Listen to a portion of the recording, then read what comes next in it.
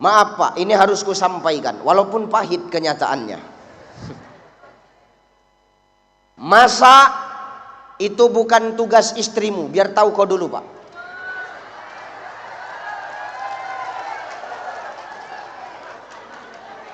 Terserah kau mau terima apa enggak, terserah Pak. Yang jelas memasak itu bukan tugas istri. Nyuci bukan tugas istri. Ngepel bukan tugas istri Pak.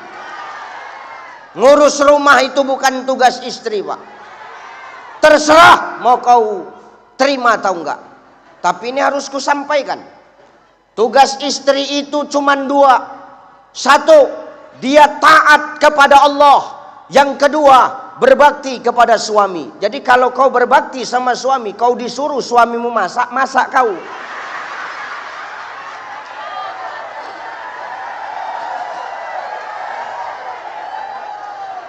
Disuruh nyuci, nyuci kau. Jangan melawan aja mulutmu, taunya tahu kau.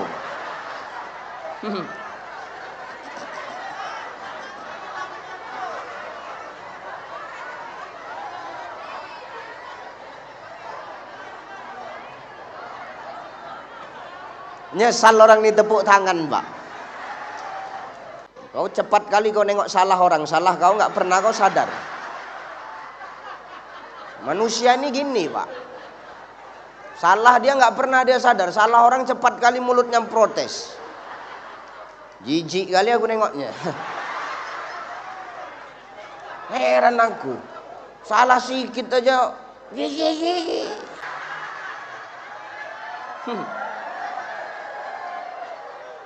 Sekarang ibu jujur Bu, lebih bagus ibu jujur aja lah. Ibu kalau mencuci pakaian suami itu ada uang di dalam kantongnya, ibu ambil atau ibu pulangkan nama suami?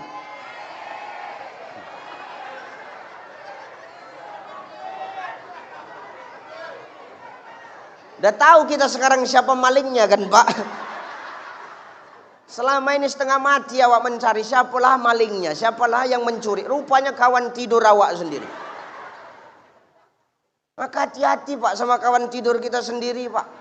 Jangan percaya-percaya kali. Bahaya Pak, percaya-percaya kali. Hati-hati Pak Gubernur.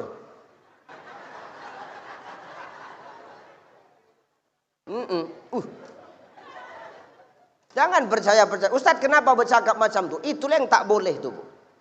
Kau ambil uang suamimu tanpa kau ngomong, tanpa kau izin, tanpa kau pamit. Itu bukan hakmu, tak boleh kau ambil, haram. Nggak usah kau tengok-tengokan, tengok aku aja udah. Tak usah apalah kau pun juga nggak usah, kau tengok aku aja. Kalau kau terasa hari ini, kau rubah tubuh. Kenapa? Itu bukan hak bunda. Jangan semua mau kau ambil. Ada nampak uang tergeletak, punya siapa? Punya aku. Punya siapa nih? Punya aku. Semua punya kau. Sehingga timbul istilah uang suami, uang. Enak kali mulutnya ngomong tuh Pak. Aku ini yang nggak setuju nih Pak. Ini perlu ku sampaikan. Kalau nggak kena tindas terus kita Pak. Kena tekan terus. Apa nggak mati cepat awak? Ustadz kenapa tahu? Karena nasib kita samanya sebenarnya Pak. Nggak usah cerita lah. Mau siapapun kalau di depan istrinya, Pak Gubernur depan istri, di luarnya gubernur, depan istri, honorer Bu, honorer.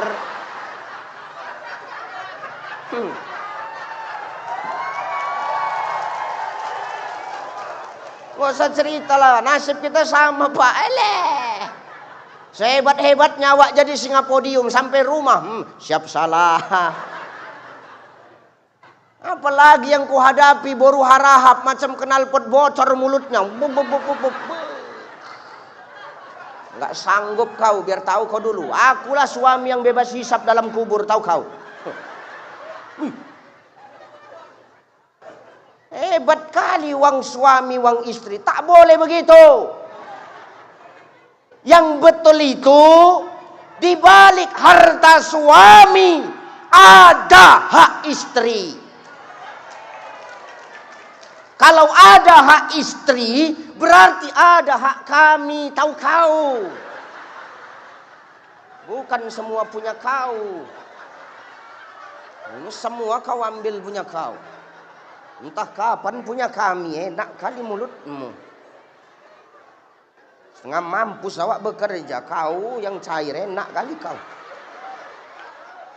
Gitu pun kerjaan kau asik melawan aja sama laki kau. Apa tak mati tegak lagi kau buat tuh. Ini harus ku jelaskan, kenapa? Supaya nggak semena-mena mereka, Pak. Yang nggak punya jabatan aja semena-mena, apalagi yang 4 jabatannya. Wah, itu lebih ngeri tuh. Ini bahaya, ini bahaya. Bahaya ini. Ya. Tuh. Tapi di balik harta istri tak ada hak suami.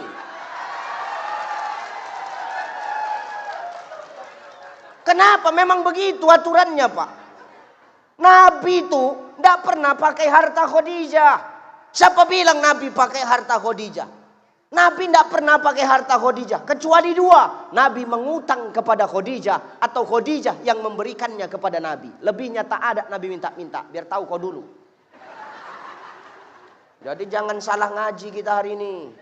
Nabi itu tak pernah pakai harta Khadijah. Kecuali Nabi ngutang atau Khadijah yang memberikannya kepada Nabi. Jadi hari ini kau jadi pejabat, kau jadi kepala dinas, kau pakai emas istrimu, kau jual supaya kau bisa jadi kepala dinas, kau bayar tuh, Pak, biar tahu kau dulu. Utang itu, utang balikkan. Kecuali istrimu bilang, udahlah bang, uangku uangmu, baru itu mimpi. Gak ada model bini kayak begitu. Banyak ini makanya hati-hati awak. Jadi tidak boleh kami ambil tuh Ustaz. Tidak boleh. Itu bukan hakmu bunda. Sekalipun punya suami. Jadi hak kami yang mana Ustaz? Hakmu bunda itu yang dikasih sama suami. Ustaz iya 3 juta sebulan kehidupan kami butuh dana. Yang dikasihnya 2,5 juta Ustaz. Kurang 500.000. Boleh kami ngambilnya sendiri. Boleh. Tapi kau tetap ngomong. Jangan kau diam-diam. Tetap laporanmu. Aku berani bercakap begini karena dalam rumah tangga ku perjelas sini. Ku tegaskan sama istriku. Maka istriku tak berani dia ngambil uang langsung dari kantongku. Tak berani ngambil langsung dari dompet. Kenapa Ustaz? Karena tak ada lagi yang mau diambilnya. Semua ada diambil dia.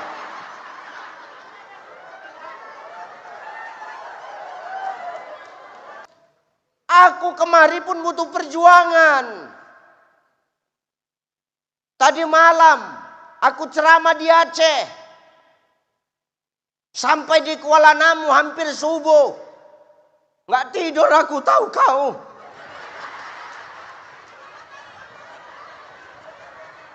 Jangankan tidur, mandi pun tidak, tahu kau. Sampai kemari baru mandi aku, tahu kau tadi. Ibu lah bu. Kalau suami ibu mau dibunuh orang. Mama, maukah kau menggantikan di tempat tidurku mama? Mau nggak ibu kira-kira? Inilah pengkhianatan cinta itu pak. Inilah pengkhianatan cinta itu. Ngeri istri kita itu pak. Sekarang ku tanya sama ibu bu, kalaulah boleh milih, mana yang lebih bagus mati duluan, suami atau istri?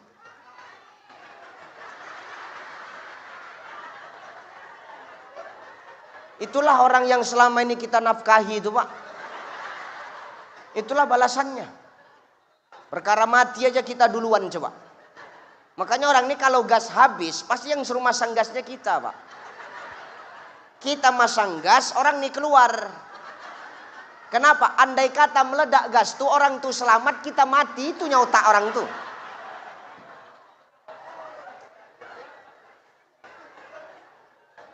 Tak boleh gitu bu.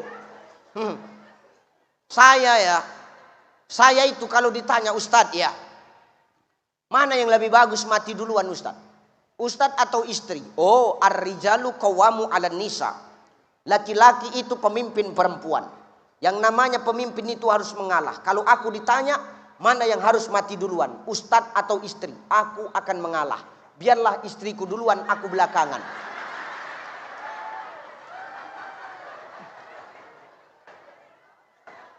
Namanya ngalah. Kalau ibu kan nggak langsung main tunjuk suami. Ustadz, bisa pengajian hari ini Ustadz? Insya Allah. Ustadz, kami tunggu ya Ustadz. Makasih Ustadz. Assalamualaikum. Awak pun terikut salam. Kau bercakap sama laki orang lembut, bercakap sama laki kau sendiri kasar kau. Nanti kita bahas tentang kitab Al-Fiqhul Islamiyah wa Adilatuhu. Kapan Ustaz bahas? Nantilah kalau diundang lagi. Kalau sekarang rugi lagu.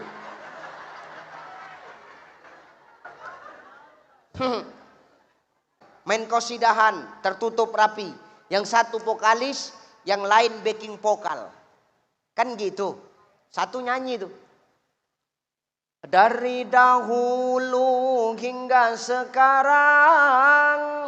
Yang belakang, shalalalalala. Kaum wanita gemar berdandan, shalalalalala. Berhias diri berbusana rapi, shalalalalala. Itu yang nyanyi sama yang shalalalala, itu bayarannya sama itu.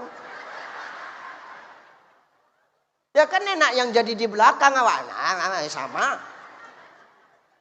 Tuh. Ya, nih. Seni Islam tuh. Goyangnya nggak pernah maaf, nggak pernah terlalu glamor, slow aja santai goyangnya kan. Kanan kiri muka belakang, kanan kiri muka belakang, tak ada yang lain. Dari dahulu hingga sekarang kaum wanita gemar berdandan, berhias. Gitu aja tuh, kanan kiri muka belakang sampai kiamat pun begitu, kanan kiri muka belakang. Kami silakan langsung saja Ustadz Ucai.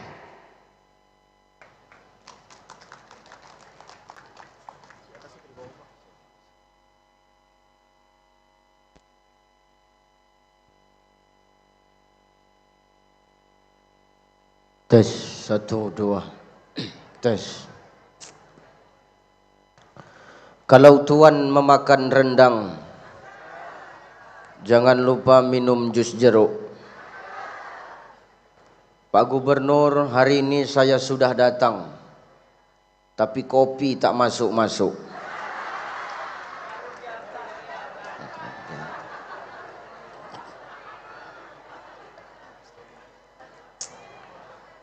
Bismillahirrahmanirrahim.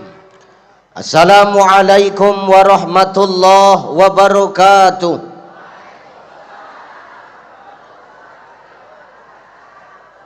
Assalamualaikum warahmatullahi wabarakatuh.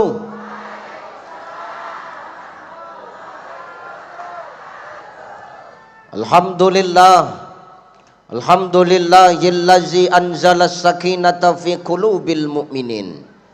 Asyhadu an la ilaha illallah wahdahu la syarikalah wa asyhadu anna Muhammadan abduhu wa mawalah. Allahumma salli ala sayyidina wa ala ali sayyidina. Faqala Allah ta'ala A'udzu billahi samiil alim minasy syaithanir rajim. Innal ladzina amanu wal ladzina hajaru wajahadu fi sabilillah ulaika yarjuna rahmatallah wallahu ghafurur rahim. Wa qala ta'ala min suratil ukhra ahasiban nasu ayyutraku ayyakulu amanna wa hum la yuftanun. Wa qala an-nabi al-maslahatul ammah muqaddimun 'ala al-maslahatul khassah. Sadaqallahul azim wa sadaqan nabiyul karim wa nahnu ala zalika minasyahidin wasyakirin walhamdulillahi rabbil alamin. Sehat ibu? Allahu akbar. Ini luar biasa ibu-ibu BKMT. Kompak. Habis jalan, habis pawai, hilang wangi parfum tuh. Sampai kemari tinggal bau ketiak aja gue rasa.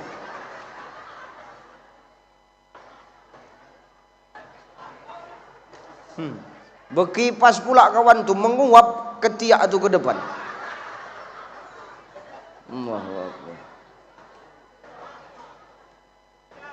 Yang penting insyaallah ibunda yang hadir pada siang hari ini, pagi hari ini adalah wanita-wanita salihah. Para ibunda-ibunda salihah, para istri-istri yang berbakti kepada suaminya. Betulnya itu? Amin, insyaallah ya Pak. Mudah-mudahan istri kita adalah istri-istri solihah. Ingat, maaf Pak, saya hanya ingin meluruskan supaya apa, kita paham akan tugas dan tupoksi kita. Maaf Pak, ini harus kusampaikan walaupun pahit kenyataannya. Masak itu bukan tugas istrimu, biar tahu kau dulu Pak.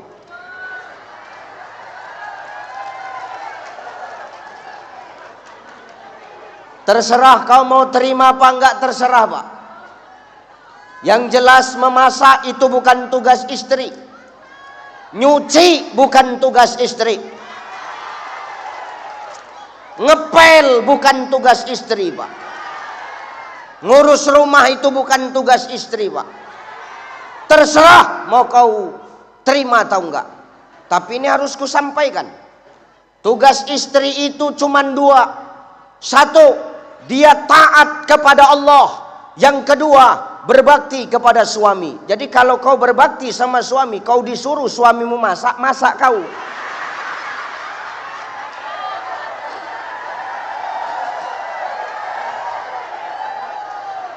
Disuruh nyuci, nyuci kau. Jangan melawan aja mulutmu, taunya tahu kau.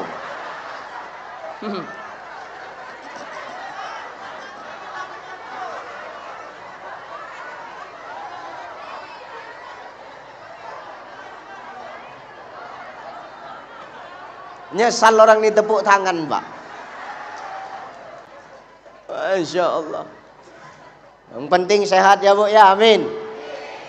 Sehat Pak. Sehat Pak. Alhamdulillah, insya Allah sehat. Yang terhormat dan yang termulia, para alim ulama, asatis wa asatizah, mu'alim wa mu'alimah, para kiai, bu nyai, para masaikh yang hadir di tempat ini, yang duduk bersama dengan kita. Mudah-mudahan kita berdoa ulama-ulama kita senantiasa dijaga dan dilindungi oleh Allah Subhanahu wa taala. Al ulama warasatul anbiya. Ulama itu pewaris para nabi, Bapak Ibu. Kalau kita memuliakan ulama, maka demi Allah kita juga memuliakan Rasulullah sallallahu alaihi wasallam. Muliakan ulama di tempatmu ini, Pak. Sayangi mereka, jaga mereka, lindungi mereka. Jangan kau dekat sama ulama waktu pas mau pilkada aja kau. Banyak kayak gitu. Ini di sana Pak, di sini enggak. Di sana ini. Cuman orang sana sama orang sini berkawan sama aja. Banyak kayak gitu, iya. Pikir orang tua macam daun salam.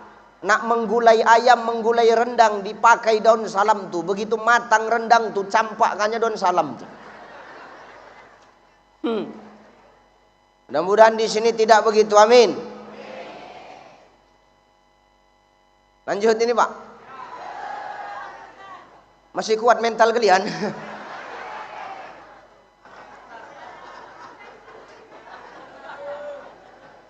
Yang terhormat Bapak Gubernur Kepri, Kepulauan Riau, Bapak Haji Ansar Ahmad SE MM.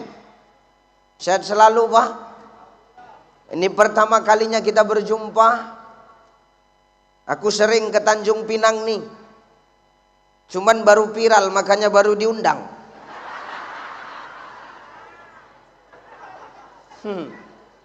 Sehat selalu Pak Gubernur ya. Yang terhormat Ibu Ketua BKMT sekaligus Ketua Tim Penggerak PKK Kepulauan Riau, Ibu Hajah Dewi Kumalasari Ansar, yang hari ini merangkap banyak kali jabatannya. Lebih banyak jabatan dia daripada lakinya aku tengok.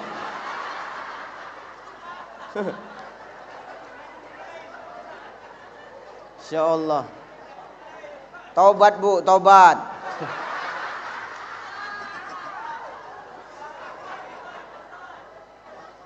Sehat-sehat Bapak dan Ibu. Yang terhormat seluruh Forkopimda yang hadir, kepala dinas, kepala badan, kepala bagian yang baru dilantik menjadi otoritas keuangan. Abang lah yang bayar aku nanti. Ya, banyakkan sedikit. Astagfirullahaladzim. Ya, kemudian ibu dan bapak yang gak bisa aku sebutkan satu persatu. Mudah-mudahan kita semua yang hadir ini adalah orang-orang yang Allah berikan keberkahan kepada kita. Bapak ibu yang dimuliakan Allah subhanahu wa ta'ala, aku ndak lama-lama. 11:30 Pak Gubernur mau terbang ke Jakarta Pak. Hah? Jam 12. Berarti 11:30 selesai. 1 jam aja, nggak usah panjang-panjang. Ceramah itu biar pendek masuk semua, daripada panjang masuk separuh tak enak.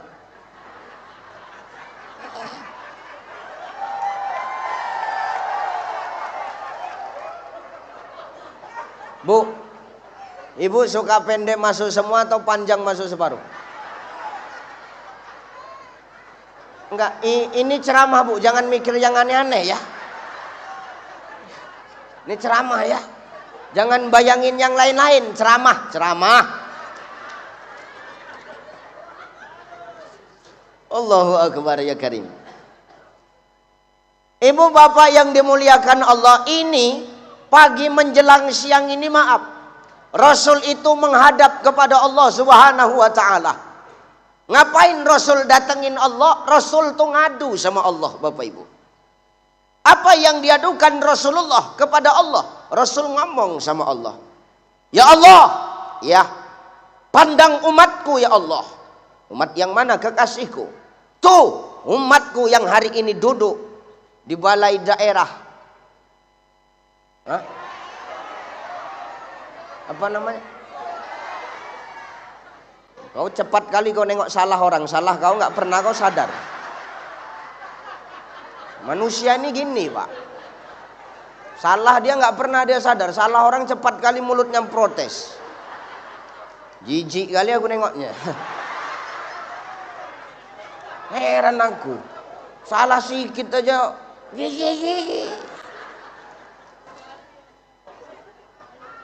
Pandang umatku ya Rabb. Umat yang mana kekasihku Muhammad? Umatku yang hari ini sedang duduk di gedung daerah.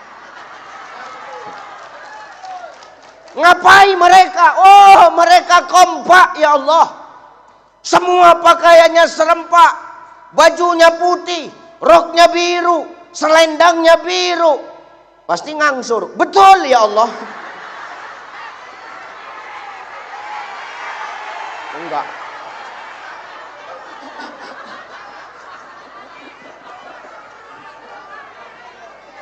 Gratis saja sombong.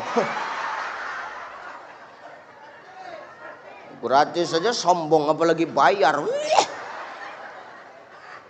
Nih, mereka ngapain Muhammad?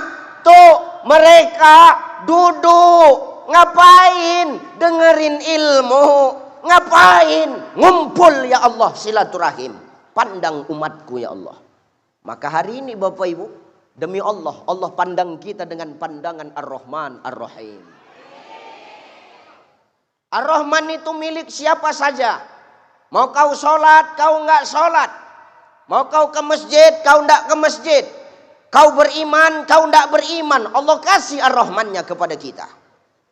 Tapi ingat, Ar-Rahim, sayangnya Allah itu hanya untuk orang-orang tertentu. Mudah-mudahan yang di dalam gedung ini dapat. Ustadz, kami di sana Ustadz. Itu entah dapat entah tidak lagi. Dapat Bu, dapat. Payah mak-mak nih. Ya. Nih. Kita dipandang Allah dengan pandangan Ar-Rahman Ar-Rahim. Seketika pandangan Allah itu tidak mendatangkan kesia-siaan Bapak Ibu. Imam Al-Ghazali menegaskan dalam kitab Ihya Ulumuddin, dipanggilnya malaikat-malaikat Allah. Malaikat! Kat! Mungkin gitu. Namanya malaikat. Kumpul. Sami'na wa ata'na ya Rabbana. Turun kau. Kemana? Tanjung Pinang. Sami'na wa ata'na. Ada apa di sana ya Allah? Umat Muhammad sedang ngumpul. Ngapain? Silaturahim. Terus ngaji. Terus nyambut datangnya Muharram. Datang kau ke sana para malaikat-malaikatku. Sami'na wa ata'na ya Rabbana. Tuh malaikat semua ngumpul Bapak Ibu. Malaikat semua turun. Termasuk Israel Bu. Hati-hati kau. Israel dah geram kali tuh. Nengok ibu-ibu dengar ceramah pakai kacamata hitam. Dah geram aja tuh dah.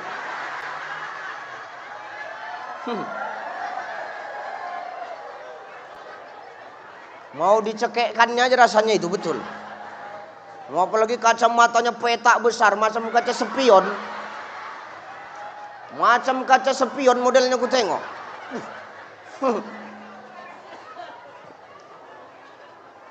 Hati-hatilah kau Bu.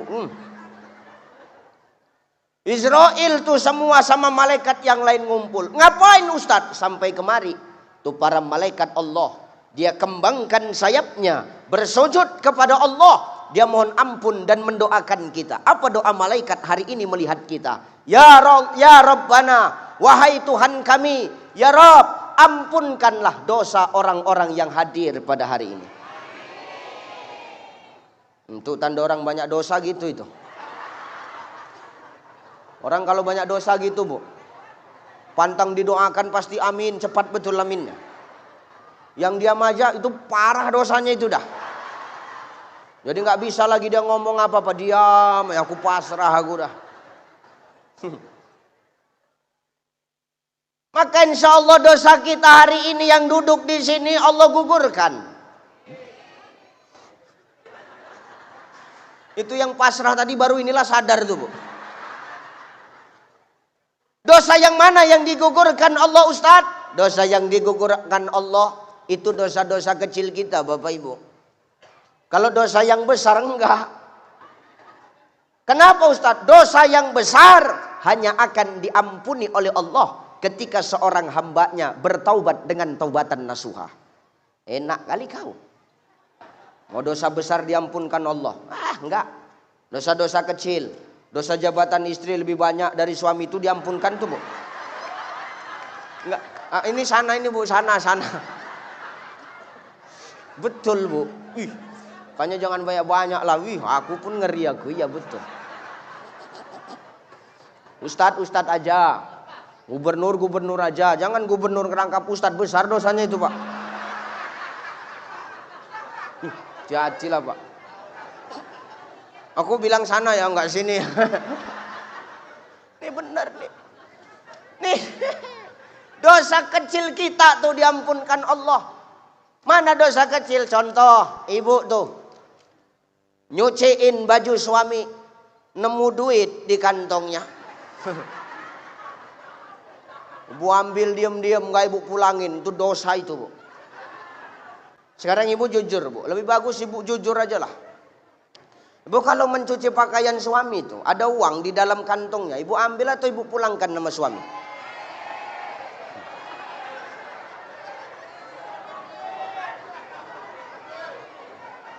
Udah tahu kita sekarang siapa malingnya kan Pak?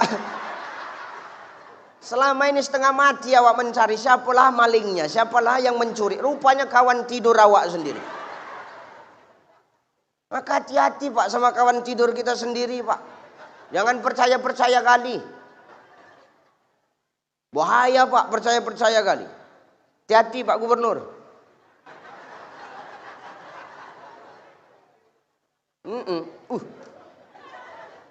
Jangan percaya-percaya. Ustadz kenapa bercakap macam itu? Itulah yang tak boleh tuh. Kau ambil uang suamimu tanpa kau ngomong, tanpa kau izin, tanpa kau pamit. Itu bukan hakmu. Tak boleh kau ambil, haram. Nggak usah kau tengok-tengokan. Tengok aku aja udah. Tak usah apalah kau pun juga. Nggak usah kau tengok aku aja. Kalau kau terasa hari ini, kau rubah tubuh. Kenapa? Itu bukan hak bunda. Jangan semua mau kau ambil. Ada nampak uang tergeletak, punya siapa? Punya aku. Punya siapa? Nih punya aku. Semua punya kau. Sehingga timbul istilah uang suami, uang. Enak kali mulutnya ngomong tuh Pak. Aku ini yang nggak setuju nih Pak. Ini perlu ku sampaikan. Kalau nggak kena tindas terus kita Pak. Kena tekan terus. Apa nggak mati cepat awak? Ustadz kenapa tahu? Karena nasib kita samanya sebenarnya Pak. Gak usah cerita lah. Mau siapapun kalau di depan istrinya, Pak Gubernur depan istri, di luarnya gubernur, depan istri, honorer Bu, honorer.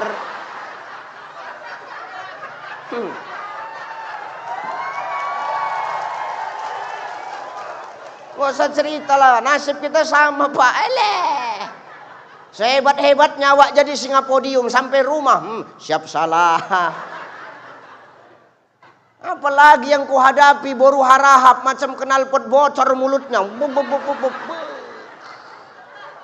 Nggak sanggup kau, biar tahu kau dulu. Akulah suami yang bebas hisap dalam kubur, tahu kau. Hebat kali uang suami, uang istri. Tak boleh begitu. Yang betul itu, di balik harta suami ada hak istri. Kalau ada hak istri, berarti ada hak kami, tahu kau. Bukan semua punya kau. Ini semua kau ambil punya kau. Entah kapan punya kami, enak kali mulutmu. Setengah mampus awak bekerja, kau yang cair, enak kali kau. Gitu pun kerjaan kau asyik melawan aja sama laki kau. Apa tak mati tegak lagi kau buat tuh. Ini harus ku jelaskan. Kenapa? Supaya nggak semena-mena mereka Pak. Yang nggak punya jabatan aja semena-mena, apalagi yang 4 jabatannya. Itu lebih ngeri tuh. Ini bahaya, ini bahaya. Bahaya ini. Ya. Tuh. Tapi di balik harta istri tak ada hak suami.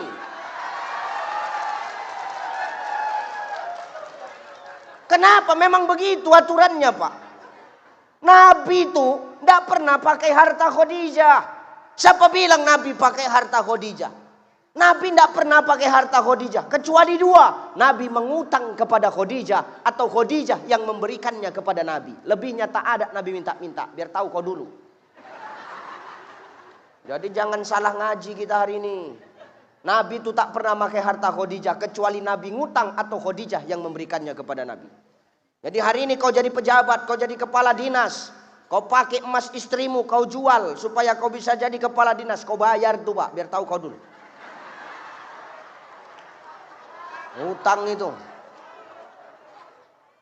Utang balikkan. Kecuali istrimu bilang, udahlah bang.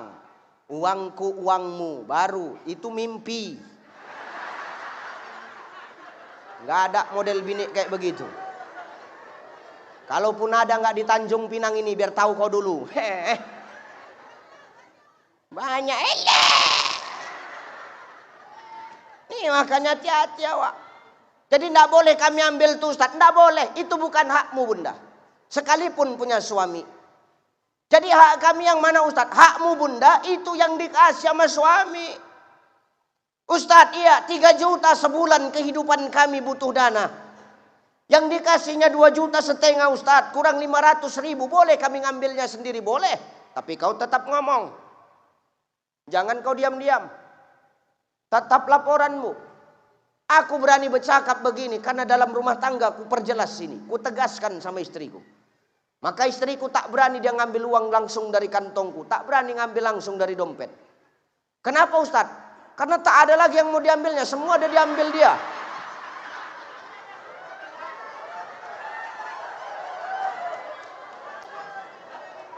Hati-hati awak hari ini. Maka insya Allah dosa kecil kita digugurkan oleh Allah Subhanahu wa taala. 2. Dalam kitab Al-Lu'lu' wal Marjan Sahihun Bukhari Muslim, Nabi sallallahu alaihi wasallam mengatakan, orang yang duduk dalam majelis ilmu itu Bapak Ibu, duduknya sama seperti dia melaksanakan salat sunnah 1000 rakaat. Tak pernah kita salat sunnah 1000 rakaat. Pernah sini salat 1000 rakaat, Bapak? Pak Gubernur pernah Pak salat sunnah 1000 rakaat? Gubernurnya aja enggak, apalagi kepala dinas. Sekdanya pun tak yakin awak. Baru dengar ceramah sebentar dah bolak-balik pindah arah tempat duduk, diselonjor. Apalagi 1000 rakaat, mimpilah.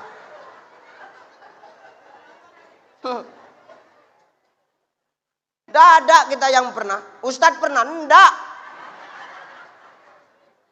Tapi hari ini kita beruntung. Kenapa? Duduk kita di sini. Silaturahim terjaga. Persatuan dan kesatuan senantiasa terpelihara. Ilmu insya Allah nanti bawa balik. Duduk kita di sini. Sama seperti sholat sunnah 1000 rakaat. Artinya apa? Begitu besarnya sayangnya Allah kepada kita. Begitu besarnya cintanya Allah kepada kita. Begitu besarnya kepedulian Allah kepada kita. Namun kadang-kadang kita Bapak Ibu yang gak pernah sadar dan peduli dengan cinta kasih serta pedulinya Allah dengan kita makhluknya. Berarti kadang kita yang terlalu sombong. Betul? Kita yang terlalu sombong. Ngapain kali kita sombong ini? Gak ada yang perlu disombongkan. Sehebat-hebatnya kita hari ini semua ada masa aktifnya Pak. Sehebat-hebatnya Ustadz ada masa aktifnya. Asal mati dia selesai ceramahnya. Ya enggak? Sehebat-hebatnya gubernur ada masanya. Sehebat-hebatnya bupati ada masanya. Sehebat-hebatnya camat ada masanya. Sehebat-hebatnya kepala dinas ada masanya. Semua ada. Hidup kita pun ada masanya. Asalkan sampai masanya selesai. Hidup ini bagai lampu dinding yang dinyalakan di malam hari. Apabila minyak sudah kering, ia kan pasti padam sendiri. Hidup kita ini macam lampu dinding. Ada minyaknya, asalkan habis minyaknya, tanpa kau tiup, tanpa kau aba-aba, pasti akan mati sendiri. Begitulah kita. Jadi selama kita hari ini hidup, jangan sombong dengan kasih sayang Allah kepada kita. Allah kasih kita hidup karena Allah ingin kita terus memperbaiki diri kita Bapak Ibu. Jangan kita semakin dikasih hidup semakin sok paten. Nggak usah perlu sombong kita hari ini. Apa yang perlu kita sombongkan? Dari tanahnya kita semua ini. Pak Gubernur dari tanah, Pak Sekda dari tanah, Ketua MUI dari tanah, Kepala Dinas dari tanah, saya dari tanah. Kita semua dari tanah, cuman model tanah kan macam-macam.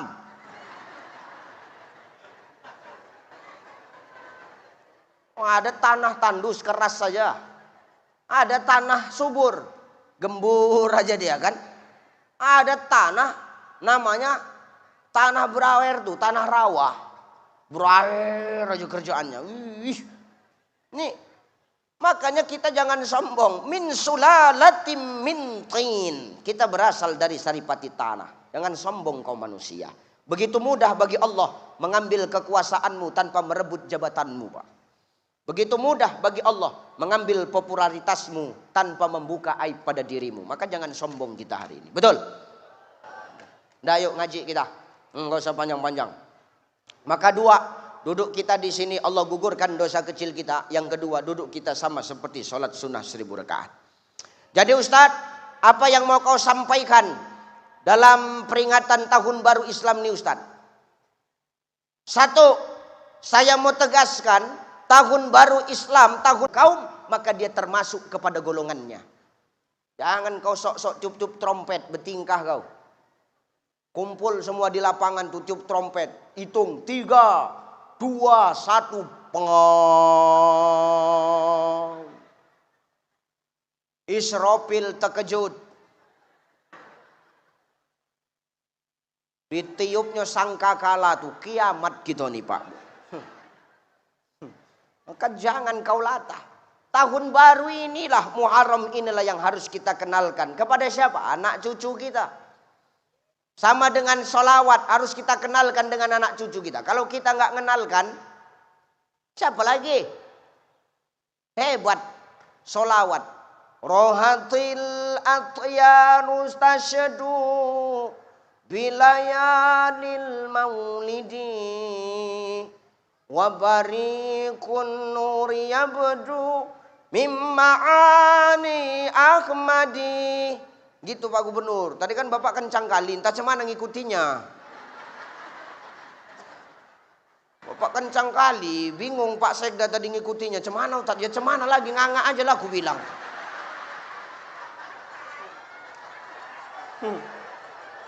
Kalau nganga asal ikhlas kan dapat pahala Pak. Iya udahlah nganga aja aku bilang. Gitu notnya Pak. Bapak kencang kali. Rohatil hati awak pun bingung. Cemana ini kupikir. Nampaknya cukup sekali aku diundang ini nampaknya. Dalam hati Pak Gubernur tuh jangan undang Ucai lagi tuh. Kenapa? Lancipan mulutnya nggak usah undang lagi. Aku tak apa-apa tak diundang, no problem, is okay, no problem. Ya betul Pak, banyak pejabat begitu. Nggak usah lagi undang Ucai itu, lancip kali mulutnya, oke nggak masalah.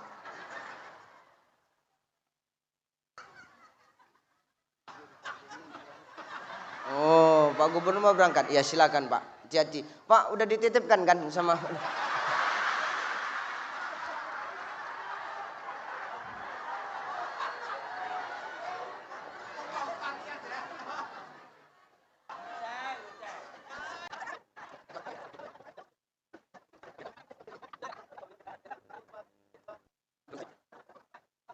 Lanjut ini. Udah pergi orangnya udahlah.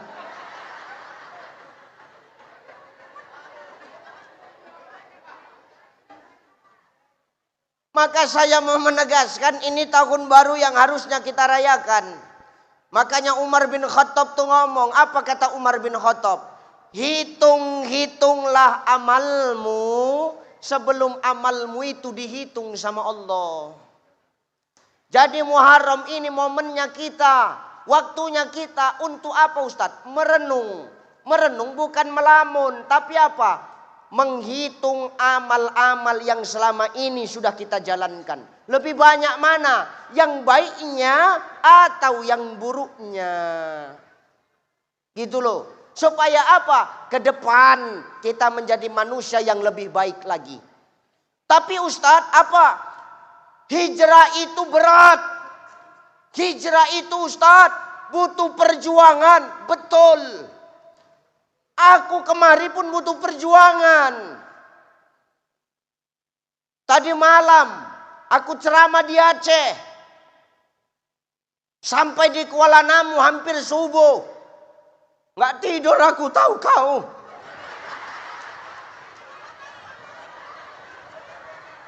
Jangankan tidur, mandi pun tidak, tahu kau. Sampai kemari baru mandi, aku tahu kau tadi. Perjuangan, Bu. Nah, hidup di dunia saja kita harus lalui yang namanya perjuangan. Apalagi yang mau kita kejar investasi akhirat. Maka hidup itu perjuangan, hijrah itu butuh proses, hijrah itu penuh ujian, hijrah itu penuh perjuangan. Maka pantas kalau Allah ngomong dalam Quran surah Al-Ankabut ayat kedua. Apa kata Allah? ahasiban nasu ayyutraku ayyakulu amanna wahum la yuftanun. Apa kata Allah? Hei manusia, jangan kau merasa setelah kau mengaku beriman kepada aku, lalu kau tak kuuji. Salah. Justru setelah kita mengaku beriman kepada Allah, disitulah ujian akan Allah berikan kepada kita. Bukan berarti Allah benci Bapak Ibu. Bukan berarti Allah tak suka sama kita. Bukan. Allah kasih kita ujian karena Allah itu sayang sama kita. Allah pingin lihat sebesar apa kesetiaan dan rasa cinta kita kepada Sang Pencipta. Gitu loh. Ya, maka kalau hari ini maaf, mau berbuat baik rasanya sulit. Mau berbuat baik kadang-kadang malu. Kita masih sering mabuk. Masih sering maaf. Menceritai orang. Masih sering membongkar aib orang. Ya sudah, ibadah saja. Sholat aja. Perkara omongan orang gak usah dipikirkan.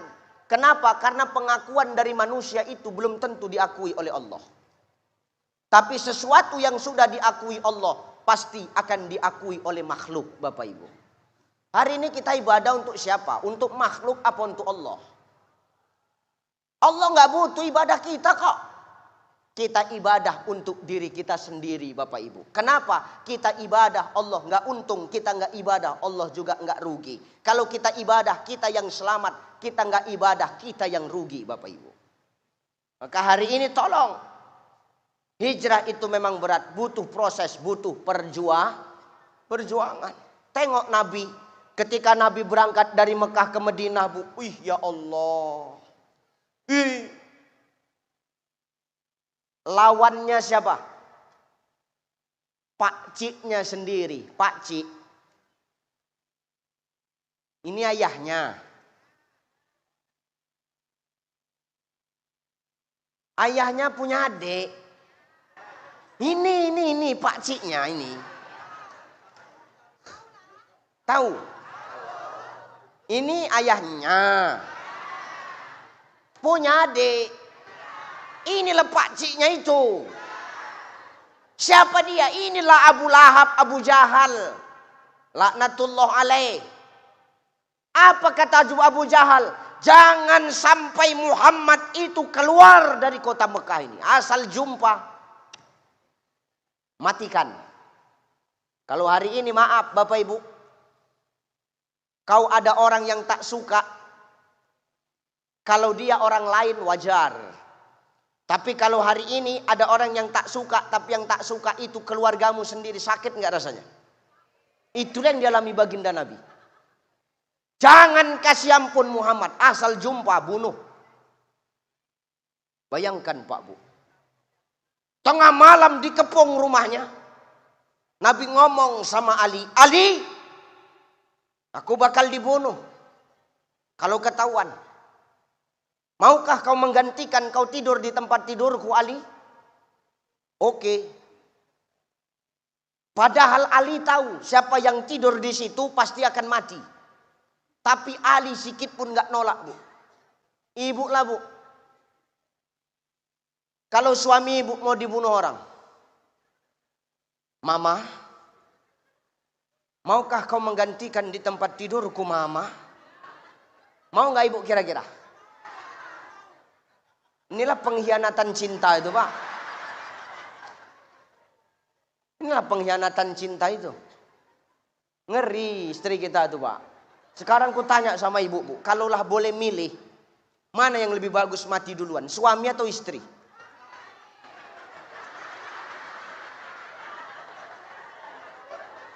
Itulah orang yang selama ini kita nafkahi itu Pak. Itulah balasannya. Perkara mati aja kita duluan coba.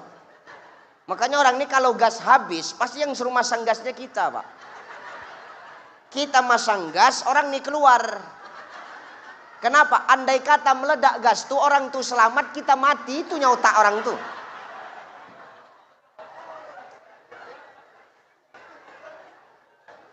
Tak boleh gitu Bu. Saya itu kalau ditanya Ustadz ya, Mana yang lebih bagus mati duluan Ustaz? Ustaz atau istri? Oh, ar-rijalu qawwamu 'alan nisa. Laki-laki itu pemimpin perempuan. Yang namanya pemimpin itu harus mengalah. Kalau aku ditanya, mana yang harus mati duluan? Ustaz atau istri? Aku akan mengalah. Biarlah istriku duluan, aku belakangan.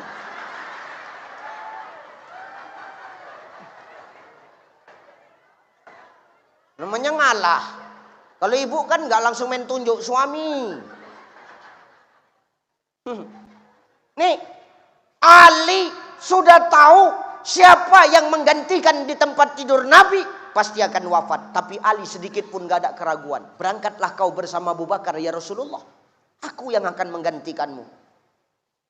Waj'alna min baini aydihim saddaw wa min khalfihim saddaw fa'ashaynahum fahum la yubsirun.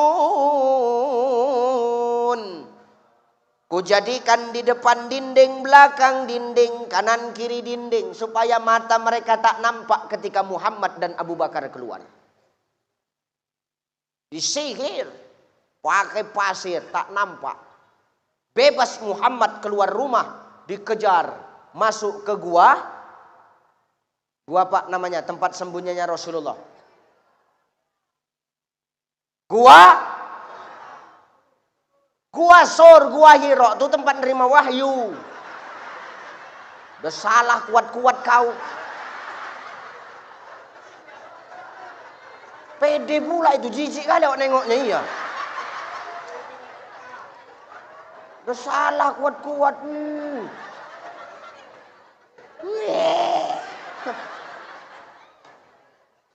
Ya Rasulullah, jangan masuk dulu ya Rasul. Biar ku periksa dulu gua ini. Ada binatang melatanya enggak? Ada binatang buasnya enggak? Kau tunggu di luar ya Rasulullah. Baik Abu Bakar. Rap, dibersihkan.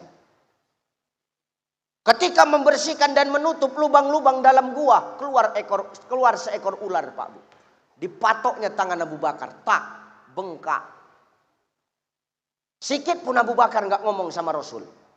Ya Rasulullah, sudah aman, masuk. Kebetulan guanya kecil, yang satu duduk, yang satu baring. Abu Bakar duduk, Nabi baring di pangkuan Abu Bakar. Demam Abu Bakar tuh, Bu, demam. Demam Pak Kadis. Sama macam kalau inspektorat datang, kan demam Bapak kan.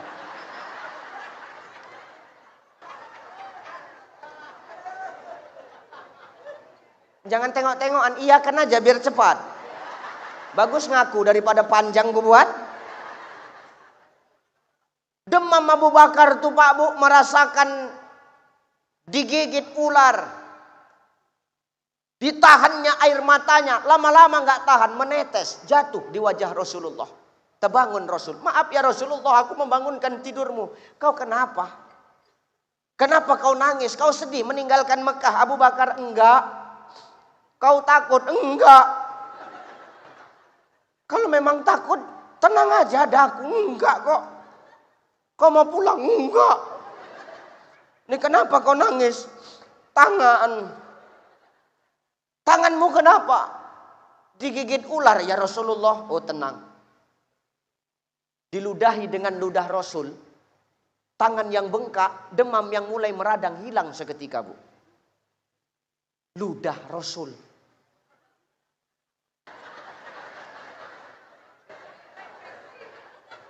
Ludah roh. Kau jangan coba-coba di rumah.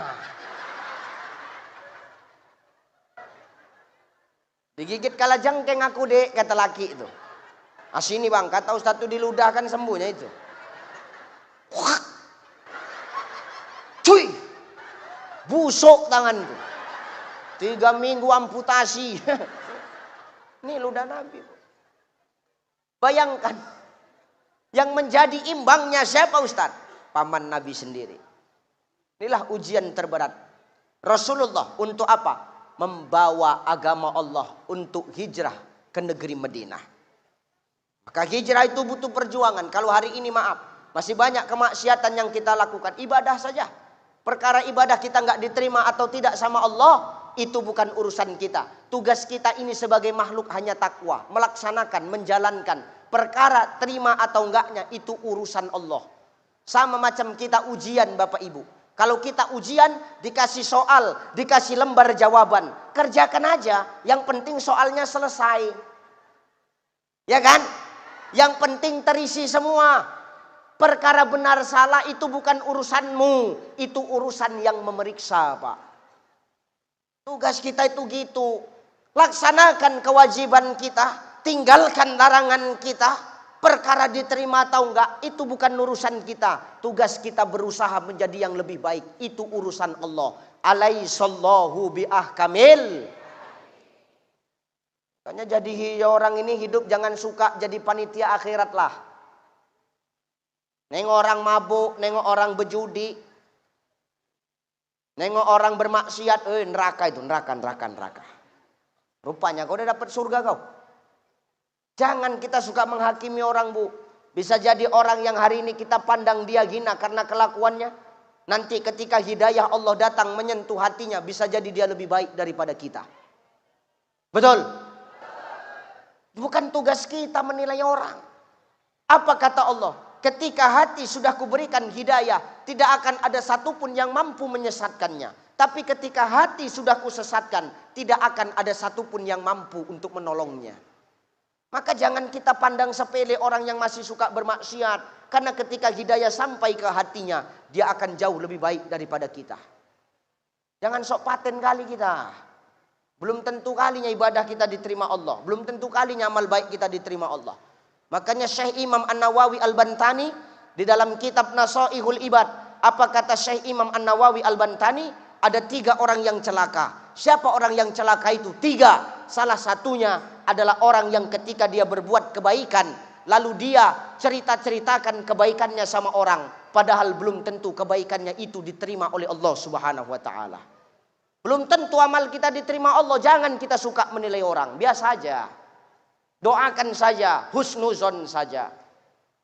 Walal akhiratu khairul laka minal. Akhir itu lebih baik bagimu daripada permulaan. Bukan yang sekarang yang dipandang Allah. Yang dipandang Allah itu akhir kehidupan kita. Ini Ucai. Apa tentu nanti matinya dalam keadaan baik? Belum tentu. Ya amin, insya Allah kita maunya husnul khotimah. Bapak Ibu udah tentu pasti rupanya mati husnul khotimah. Belum tentu, kita ini semua banyak dosa. Nggak ada kita yang nggak berdosa. Bapak Ibu berdosa, saya berdosa. Saya yang ngomong ini belum tentu lebih baik dari Bapak Ibu. Bisa jadi Bapak Ibu lebih parah.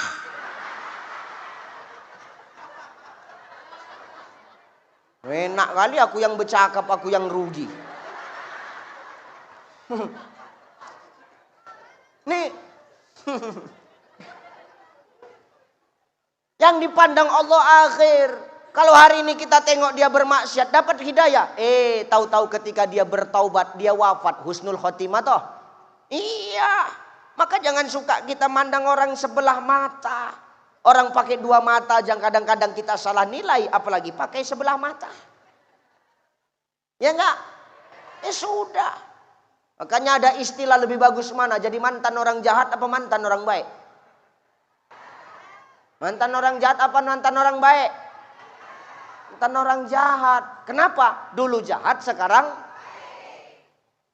baik. Mana lebih bagus? Mantan ustadz apa mantan bandit?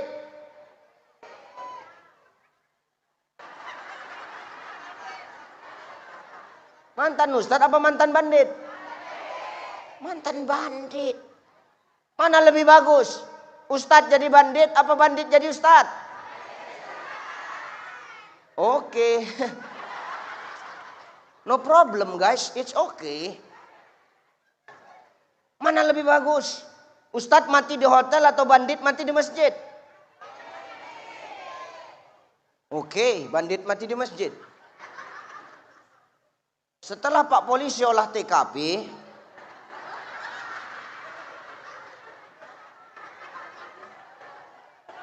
bandit tuh memang, ustadz tuh memang mati di hotel. Tapi mati dalam keadaan sujud ketika sholat qiyamul lail. Bandit tuh memang mati di masjid, tapi mati kena pukul orang satu kampung karena nyuri kota impa.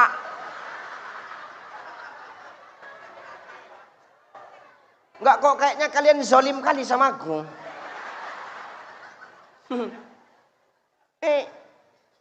Maka hidup itu butuh perjuangan.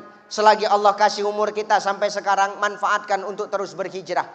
Innallazina amanu wallazina hajaru wajahadu fi sabilillah ulaika yarjuna rahmatallah wallahu ghafurur rahim. Sesungguhnya orang yang beriman itu dialah orang yang selalu hajaru, berhijrah. Nggak pernah puas dengan amal baiknya, nggak pernah puas dengan amal solehnya. Kalau ada orang beriman sombong dengan amal baiknya, dengan amal solehnya, dipertanyakan keimanannya. Kenapa? Berarti dia orang sombong. Orang beriman tidak pernah puas dengan kebaikan yang sudah dia buat, akan tetapi dia akan terus berbuat baik. Wajahadu fi sabilillah, sampai dia benar-benar istiqomah di jalan Allah. Ulaika yarjuna rahmatallah, karena yang dia harapkan cuma satu, rahmat dari Allah. Kalau rahmat Allah sudah kita dapatkan, Bu, wallahu ghafurur rahim, maka ampunan dan sayangnya Allah pasti akan kita dapatkan juga. Hari ini hijrah adalah bulan perjuangan untuk terus menjadi lebih baik. Jangan dapatkan pengakuan hanya untuk pengakuan dari manusia, tapi pengakuan yang hari ini kita kejar adalah pengakuan dari Sang Maha Pencipta, yakni Allah Subhanahu. Mau apapun profesi kita, mau seburuk apapun masa lalu kita, tetap ibadah. Mudah-mudahan ketika kita beribadah, Allah wafatkan kita dalam ibadah, sehingga kita wafat dalam keadaan husnul khotimah. 1. 2. Hijrah ini melahirkan seni. Kenapa hijrah melahirkan seni, Ustadz? Dulu Rasul ketika berangkat dari Mekah ke Madinah, berangkat sama kaum muhajirin, sampai di Madinah disambut sama orang Ansor, orang-orang Madinah, Pak Bu. Apa sambutannya? Tala'al badru min saniyatil wajaba syukru mada'alil. Seni nggak ini? Seni nggak? Seni apa? Seni qasidah. Kenapa hijrah melahirkan seni? Kenapa ini Rasul nggak marah waktu disambut seperti itu? Karena Rasul ingin mengenalkan, ini loh seninya Islam. Lewat seni ukhuwah akan terjaga, Bapak Ibu. Lewat seni lapisan masyarakat bisa dirangkul dengan baik. Seni itu Nabi itu. Nabi ingin ajarkan sama kita, ini loh seninya Islam. Dan seninya Islam itu menggambarkan akhlak serta adabnya orang Islam. Makanya kalau ibu-ibu main qasidahan, apa pernah pakai baju bikini? Apa pernah auratnya terbuka?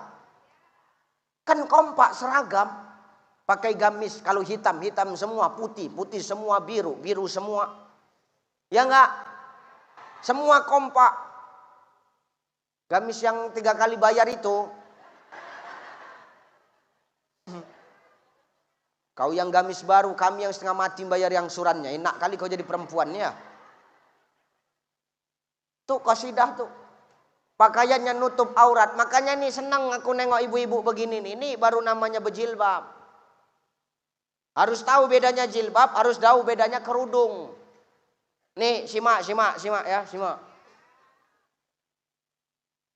Jilbab, kerudung. Sampaikan sama istrimu, Pak. Khusus yang punya istri, yang duda diam-diam aja. Gak usah kau sampaikan sama istri orang pula. Ada jilbab, ada kerudung. Apa bedanya? Jilbab itu dipakai dari kepala menutup sampai ke dada. Enggak usah tengok-tengokan, pandang aku aja. Jilbab tuh begitu, dipakai di kepala menutup sampai ke dada.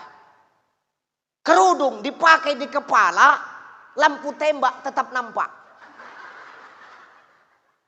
Apalagi lah bahasanya yang lembut kalau nggak lampu tembak. Nggak usah tengok-tengokan. Kalau tersindir rubah. Bukan perkara gaya, tapi perkara apa? Syariat, Pak Bu. Nih. Jangan kau yang berbuat, kami yang menanggungkan dosa. Kau pamerkan lampu tembakmu sama siapapun, kami yang menanggungkan dosanya. Tahu kau? Hati kita, Bu. Nih seni syariat. Ya Bu ya. Jilbab bukan kerudung. Makanya orang yang ngaji sama yang nggak ngaji itu harus ada beda. Jangan orang yang sudah ngaji sama yang nggak ngaji, nggak ada beda. Nanti kita diketawai sama yang nggak ngaji itu. Apa kata yang nggak ngaji? Leh. Percuma tiap bulan pengajian. Leh. Mana-mana masih suka bongkar aib orang. Leh. Bagus aku nggak ngaji. Diketawainya kita. Leh.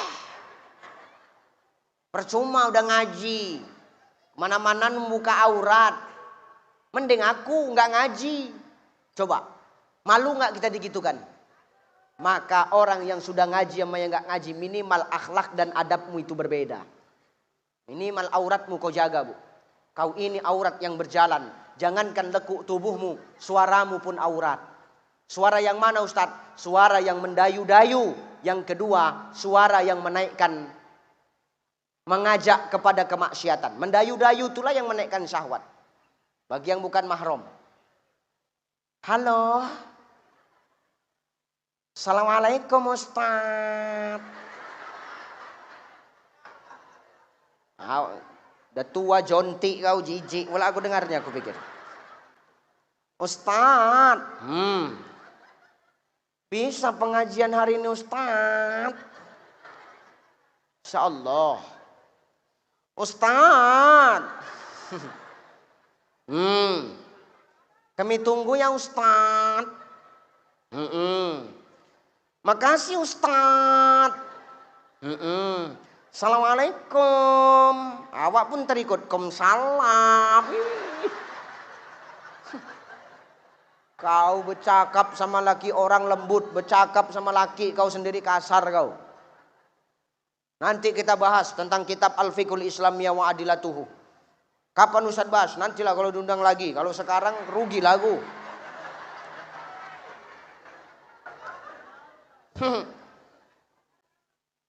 Sudah. Nih, seninya Islam melambangkan akhlaknya Islam. Orang kalau sudah menampilkan seninya Islam, enak pakaiannya Pak Bu. Baca Quran tertutup. Ya kan? Rapi pakaiannya. Main qasidahan tertutup rapi. Yang satu vokalis, yang lain backing vokal. Kan gitu. Satu nyanyi tuh. Dari dahulu hingga sekarang. Yang belakang shalalalalala. Kaum wanita gemar berdandan shalalalalala. Berhias diri berbusana rapi shalalalalala. Itu yang nyanyi sama yang shalalalala itu bayarannya sama itu. Ya kan enak yang jadi di belakang awalnya sama. Tuh. Ya, nih. Seni Islam tuh. Goyangnya nggak pernah maaf, nggak pernah terlalu glamor, slow aja santai goyangnya kan. Kanan kiri muka belakang, kanan kiri muka belakang, tak ada yang lain. Dari dahulu hingga sekarang kaum wanita gemar berdandan berhias. Itu aja tuh kanan kiri muka belakang sampai kiamat pun begitu kanan kiri muka.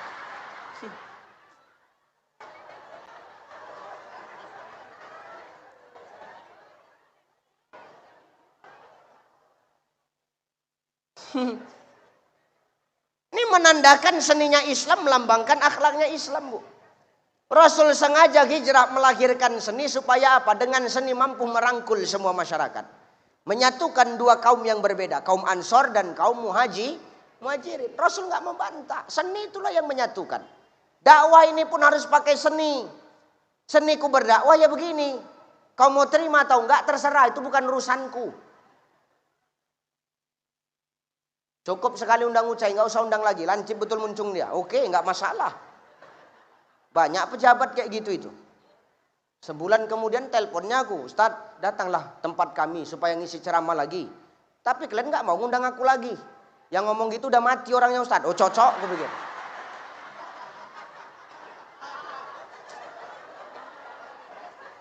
Maka jangan kau zolim sama Ustadz, cepat kau mati nanti. Ya, nih. Ceramah saya begini, seni saya ya begini, Bang. Ada orang yang nggak ceramah nyanyi, tapi lagunya isinya nasihat semua. Dakwah juga. Bang Roma Irama tuh. Lagunya semua isinya dakwah. Tengok.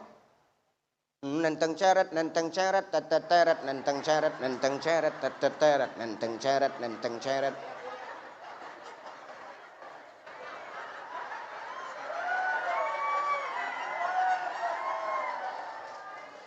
Begadang jangan begadang, nenteng ceret pun gitu. Kalau tiada artinya nenteng ceret tuh enak tuh. Beliau nggak dakwah, nyanyi tapi isinya dakwah, bagus nggak? Seni. Pemimpin harus punya seni. Tengok seninya Umar bin Khattab dalam memimpin. Datang orang Yahudi, Umar, ya. Aku mau melapor. Apa? Rumahku digusur. Kenapa digusur? Ada pembangunan masjid. Terus kena gusur rumahku. Terus cemana? Ya cemana lagi? Gak ada lah tempat tinggal kumar. Padahal itu baru dapat bantuan bedah rumah, tahu kau? Itu pun pas musim caleg semalam itu, Mar. Ya Allah, Mar. Baru seminggu batu sepotong berdiri udah dirobohkan lagi, Mar. Jadi gimana solusinya, Mar? Nggak usah nangis kau. Jadi ambil tulang itu, bawa kemari. Tulang diambil, pedang dihunuskan, tulang digaris dengan pedang yang tajam. Bawa pulang, kasih sama gubernur kau. Siapa? Kok Ansar? Siapa? Abdurrahman bin Auf. Salah sebut Agus.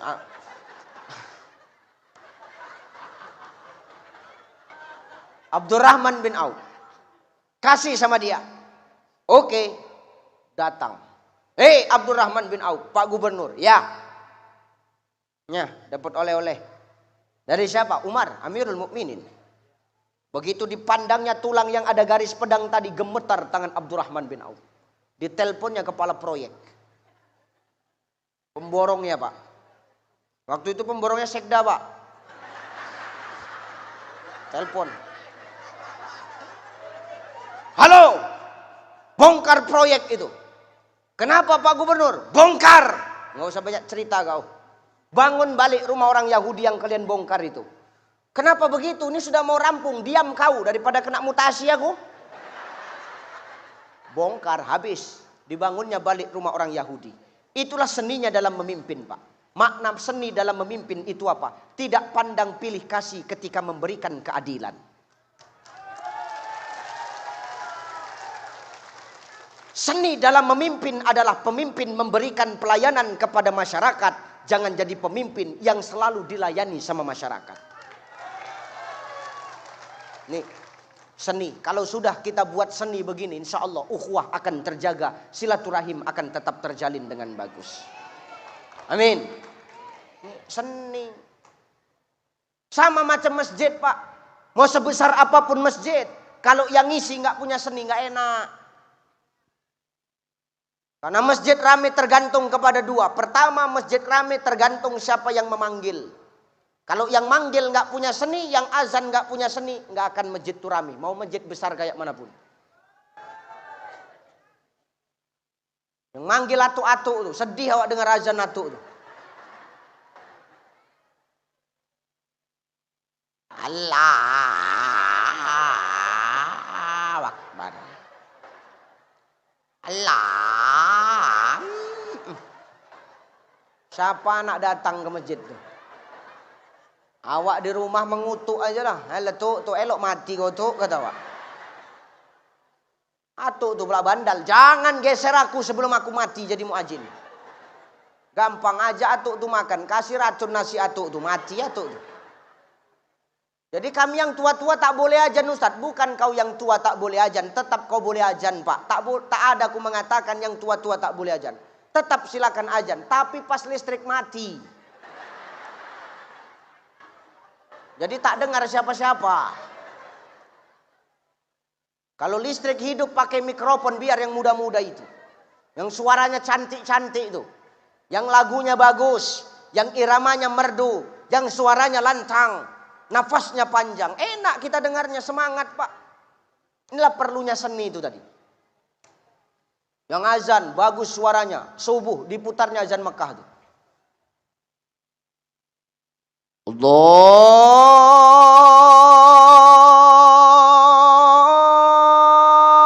Akbar, Allahu Akbar.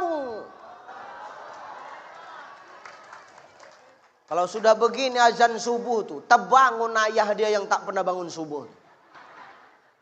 Siapa yang azan tuh mak? Anak kita lah ya. Anak kita, iya. Rajin anak kita subuh tuh azan ke masjid, iya mak. Iyalah, tak macam kau ayahnya, Fir'aun, nasi tidur kerja kau. Coba. Nanti zuhur beda lagi lagunya. Dibuatnya lagu Malaysia. Cemana lagu Malaysia itu Ustaz? Kasih contoh sedikit. Allahu Akbar, Allahu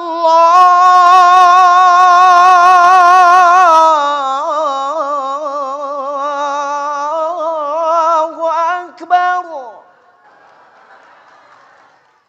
Oh, sudah begini azan tuh, semangat emak dia itu waktu zuhur. Keluar rumah emak tuh. Panggilnya tetangganya, Kak, ini yang azan anakku Kak. Tahu lah mak-mak nih sombongnya, nauzubillah. Yang azan anak aku Kak, anakku. Keliling dia setanjung Pinang tuh, anakku, anakku, anakku, anakku. Tapi tak sholat, sama aja umat Fir'aun. Maka hari ini seni itu penting Bapak Ibu. Karena seni itu mampu merangkul semua kalangan. Orang suka dengan seni. Betul? Masjid yang manggil harus punya seni. Masjid yang mimpin harus punya seni. Imamnya harus punya seni. Kalau atuk itu juga yang jadi imam.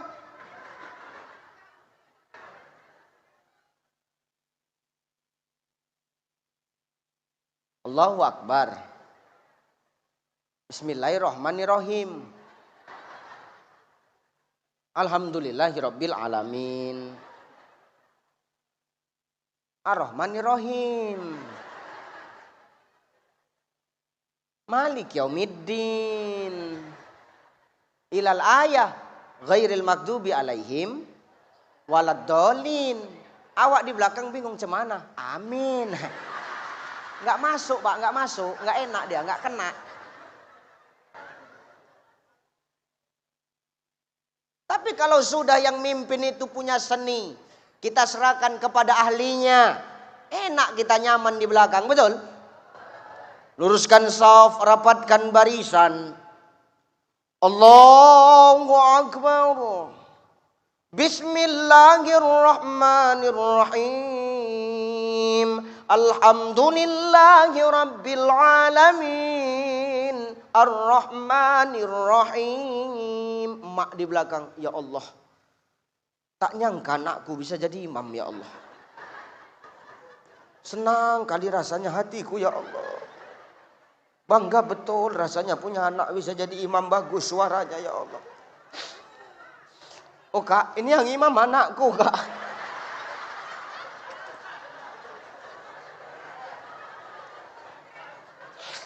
Anak kau tak pandai Kak, anakku yang pandai. Emosi kawan sebelah tuh.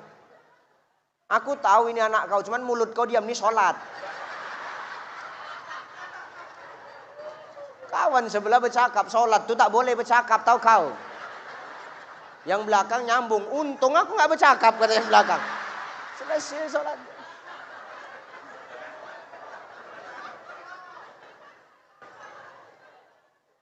Artinya apa Ustaz? Ternyata seni itu mampu merangkul. Seni itu mampu mengundang empati, bukan simpati lagi, empati Pak. Maka kuatkan seni. Seni yang bagaimana? Seni yang berdasarkan dengan agama. Hanya karena Allah, cuma Allah dan untuk Allah. Maka insya Allah jika dikaitkan dengan seni, semua akan baik-baik saja Bapak Ibu.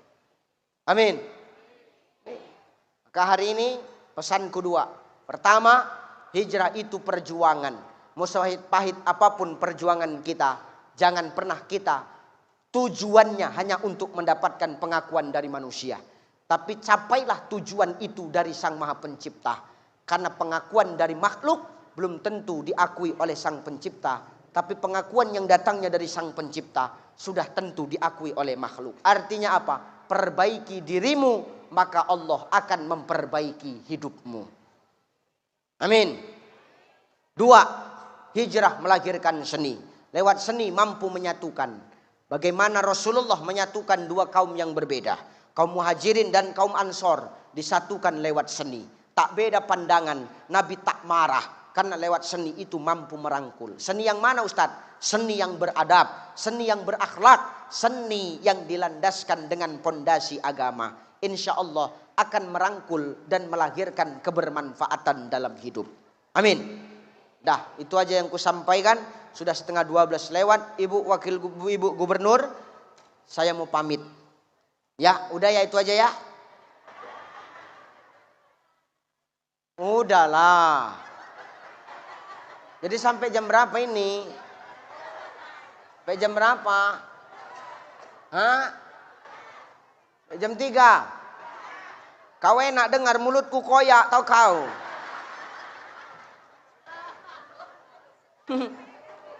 Udahlah ya. Udah, ya tolonglah ya. Mau aku datang kemari sebulan sekali? Mau. Tubuh dengar, pemimpin yang baik adalah pemimpin yang mendengar suara rakyat.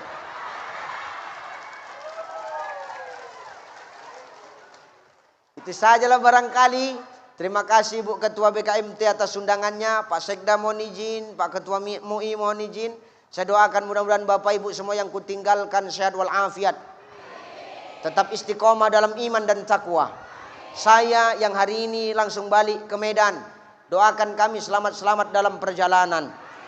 Yang paling penting Bapak Ibu, saya minta doa dimanapun saya berdakwah, tolong doakan saya agar senantiasa saya dijaga dan dilindungi oleh Allah. Karena malam ini saya harus berangkat ke Deli Serdang.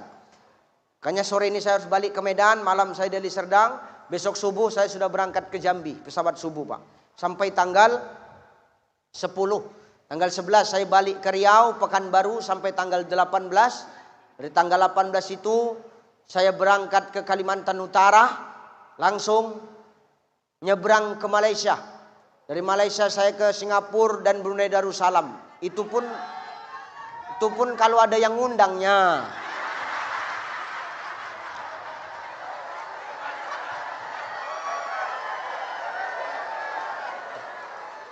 Kalau nggak diundang apa ya aku bertingkah sampai ke sana.